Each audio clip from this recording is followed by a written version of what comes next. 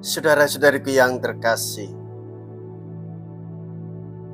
hari ini Selasa, 15 April 2025. Saya Romo Sika dari Paroki Santo Yusuf, Surabaya. Dalam nama Bapa dan Putra dan Roh Kudus, amin. Kalau kita nanti memperhatikan Injil, maka tampaknya seakan-akan segalanya akan runtuh berantakan. Yesus akan dikhianati oleh salah seorang muridnya. Semua pembantunya yang terdekat, yaitu para rasul, tak dapat diandalkan. Bahkan Petrus, batu padas, akan mengingkari dia. Namun masih ada harapan. Yesus akan menempuh jalan hamba penderita. Sisa kecil akan tetap setia dan melanjutkan perutusan hidupnya. Salah seorang di antara kamu akan menyerahkan aku. Sebelum ayam jantan berkokok, engkau akan menyangkal aku 3 kali. Mea culpa, mea culpa, mea maxima culpa. Marilah kita berdoa. Allah Bapa yang kekal dan kuasa, perkenankanlah kami memperingati sengsara Kristus dengan sepantasnya, agar memperoleh pengampunan atas dosa kesalahan kami. Dengan pengantaraan Yesus Kristus Putra-Mu Tuhan kami, yang hidup dan berkuasa, bersama dengan Dikau dalam persatuan Roh Kudus, Allah sepanjang segala masa. Amin.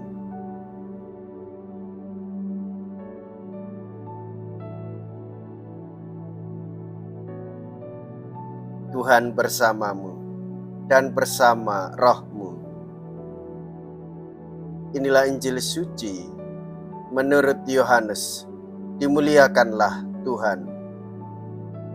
Yohanes bab 13 ayat 21 sampai dengan ayat 33, dilanjutkan dengan ayat 36 sampai dengan ayat 38. Di dalam perjamuan Paskah dengan murid-muridnya, Yesus sangat terharu lalu bersaksi, "Aku berkata kepadamu, sesungguhnya seorang di antara kamu akan menyerahkan aku."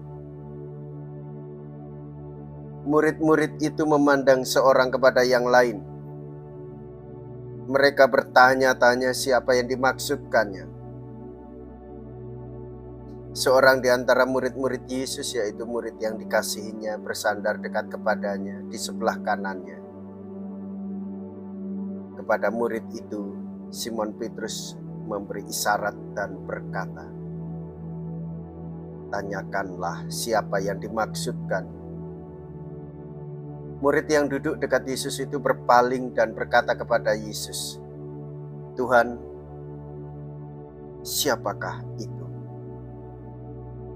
Jawab Yesus, "Dia adalah orang yang kepadanya aku akan memberikan roti sesudah aku mencelupkannya." Sesudah berkata demikian, Yesus mengambil roti, mencelupkannya, dan memberikannya kepada Yudas, anak Simon Iskariot. Dan sesudah Yudas menerima itu, ia kerasukan iblis. Maka Yesus berkata kepadanya, "Apa yang hendak kau perbuat, perbuatlah dengan segera." Tetapi tidak ada seorang pun dari antara mereka yang duduk makan itu mengerti apa maksud Yesus mengatakan itu kepada Yudas. Karena Yudas memegang kas, ada yang menyangka bahwa Yesus menyuruh dia membeli apa-apa yang perlu untuk perayaan itu, atau memberi apa-apa kepada orang miskin. Yudas menerima roti itu lalu segera pergi. Pada waktu itu hari sudah malam. Sesudah Yudas pergi, berkatalah Yesus, "Sekarang anak manusia dipermuliakan, dan anak Allah dipermuliakan dalam dia. Jikalau Allah dipermuliakan di dalam dia, Allah akan mempermuliakan dia juga di dalam dirinya dan akan mempermuliakan dia dengan segera. Hai anak-anakku, tinggal sedikit waktu saja aku bersama kamu. Kamu akan mencari aku, dan seperti telah kukatakan kepada orang-orang Yahudi, ke tempat aku pergi tidak mungkin kamu datang. Demikian pula aku mengatakannya sekarang kepada kamu. Simon Petrus berkata kepada Yesus, "Tuhan, kemanakah engkau pergi?" Jawab Yesus, "Ke tempat aku pergi engkau tidak dapat mengikuti aku sekarang, tetapi kelak engkau akan mengikuti aku." Kata Petrus kepadanya, "Tuhan, mengapa aku tidak dapat mengikuti engkau sekarang? Aku akan memberikan nyawaku bagimu." Saud Yesus, "Nyawamu akan kau berikan bagiku. Sesungguhnya aku berkata kepadamu, sebelum ayam berkokok engkau akan menyangkal aku 3 kali."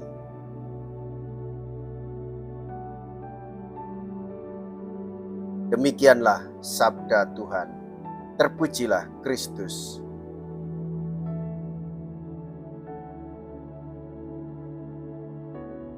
Saudara-saudariku yang terkasih, murid-murid Yesus tidak mengerti apa yang dimaksudkan oleh Tuhan Yesus. Semakin dekat ia akan memasuki misteri penderitaan, wafat, dan kebangkitannya, Yesus dikhianati oleh Yudas Iskariot. Yesus disangkal oleh Petrus, dan para murid yang lain tidak mengerti apa-apa. Hal ini menggambarkan bagaimana jika kita meragukan atau kurang percaya di dalam iman, kurang percaya kepada Tuhan Yesus yang memberikan penebusan kepada kita. Peristiwa ini sangat emosional, penuh makna, dan sungguh mendalam artinya. Kita tahu semangat Petrus yang hendak memberikan nyawanya untuk Tuhan Yesus. Menggambarkan semangat Petrus yang besar tetapi juga memiliki kelemahan-kelemahan manusiawi. Demikianlah kita di dalam hidup beriman.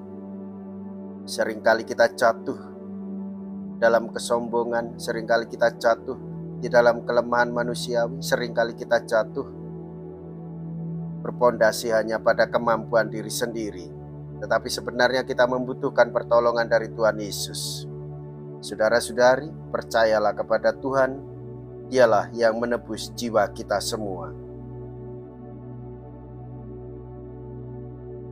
Jikalau kita berani hidup menderita dalam Yesus, maka kita pun akan dipermuliakan di dalam Kristus.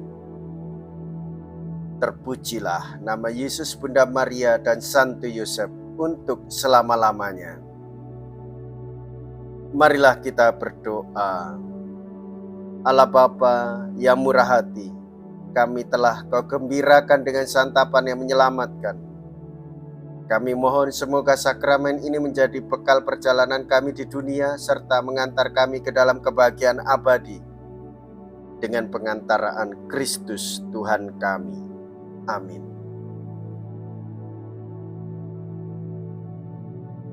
Tuhan beserta kita, sekarang dan selama-lamanya.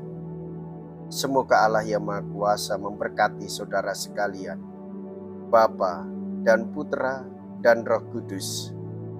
Amin. Saudara-saudariku yang terkasih, pergilah. Ibadat sabda sudah selesai. Syukur kepada Allah.